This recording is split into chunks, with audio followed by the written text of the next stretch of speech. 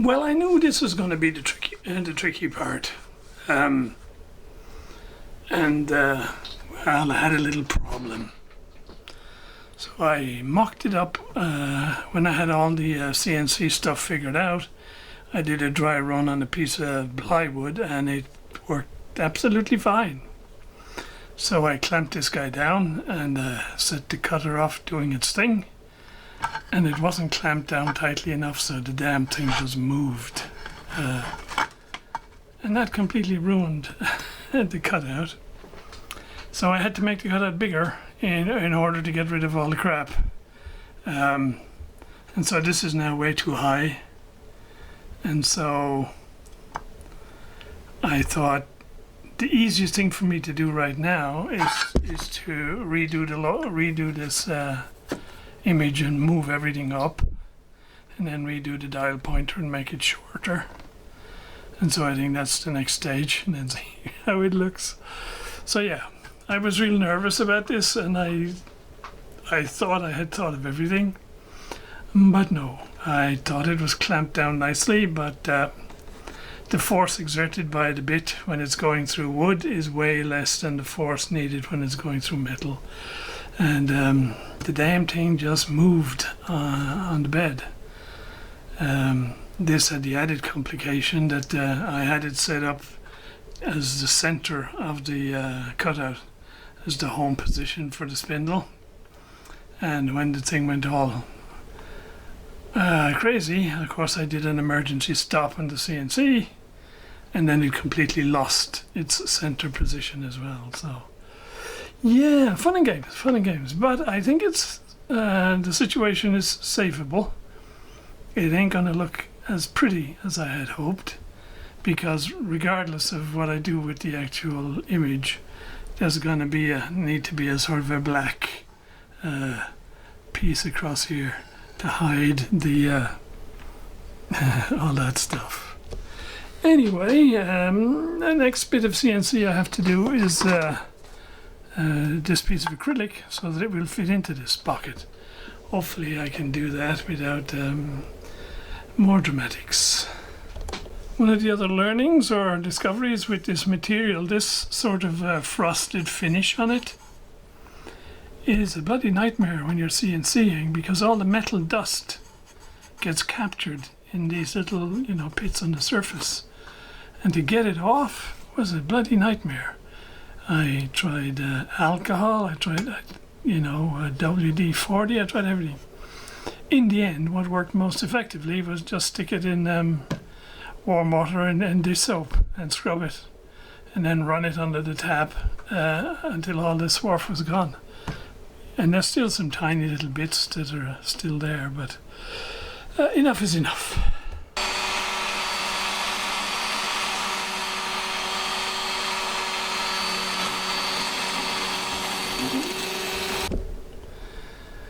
Well, here's the first attempt at the acrylic CNCing.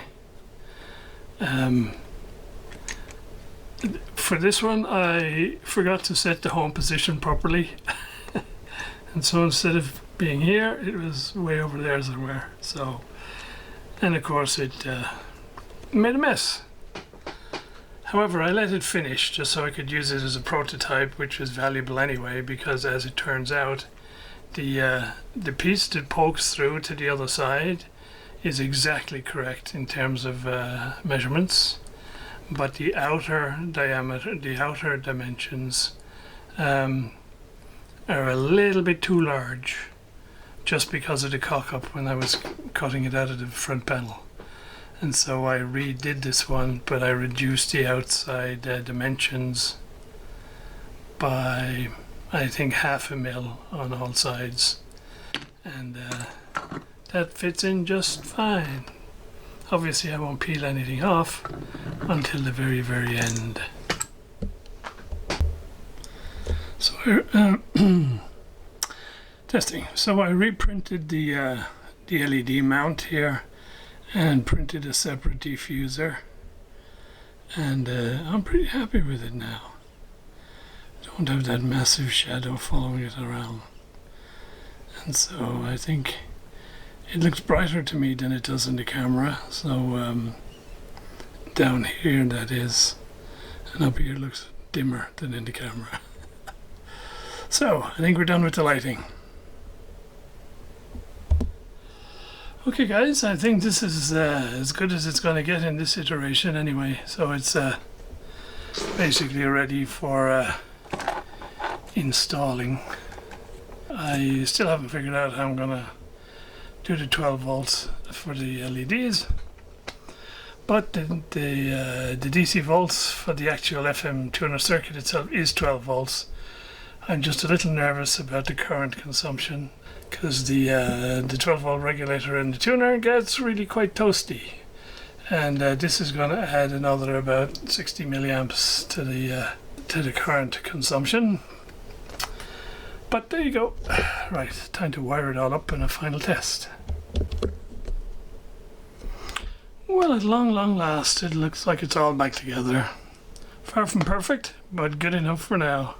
Two little obstructions when I put this panel back on. Where the 3D printed wheel is around the back here, it fouled one of the mounting bolts for one of the power supply board. So I just took that bolt out because there was 3 other ones there, so not the end of the world. And the other one is I can't fit this mounting screw because the LED lighting enclosure is just below. If I did, it would just crush it. So if I make a really short screw, I can probably do it for cosmetic reasons.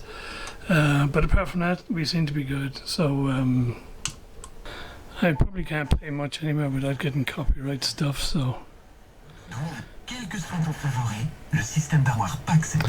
But you get the idea. It's working fine, and so I'm really pleased with it. And so that's it for now. Thank you guys for following along, those of you who stuck through to the end. I will say that my original expectation was this would be like since the project was already, in my view, 95% finished, I just had to make a dial. And, you know, weekend project, then we'd be done. Turned out I spent more time on it than probably the rest of the project altogether. So there you go. At least it's done now.